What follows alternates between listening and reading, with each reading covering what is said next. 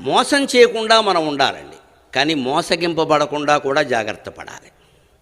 నేను ఎవరిని మోసం చేయలేదు, కానీ నన్నే అందరూ మోసం చేసి అది నీ దోషమే, సవరించుకోవాలి. దాని ద్వారా సానుభూతి సంపాదిద్దామని చూడద్దు. కలియుగంలో ఎప్పుడూ ధర్మం ఏమిటంటే మనం మోసానికి లోను కాకుండా ఉండాలి అంటే ఎదుటి వాళ్ళని మన పట్ల ఏం మాట్లాడుతున్నారో ఏం చేస్తున్నారో ఎప్పుడూ ఒక కన్నేసి ఉంచాలి. ఎవరిని పూర్తిగా నమ్మద్దు. నమ్మాను అని చెప్పేవాడిని కూడా సగమే నమ్మమన్నారు. ఎవరి యందు ఎలా ఉండాలో అలా ఉండాలి తప్ప అందరికీ ఒకటే సూత్రం కలియుగంలో పనికిరాదు. ఎందుకంటే మానవులందరూ అలా ఉండరు, ఏ యుగంలోనూ ఉండరు, ఇందులో మరీ ఎక్కువ. పైగా ఈ యుగంలో పగలు ఎలా ఉంటారో రాత్రి ఎలా ఉంటారో తెలియదు. ఎవరిని మంచివాడు అనడానికి లేదు, అలాగని చెడ్డవాడు అనడానికి లేదు.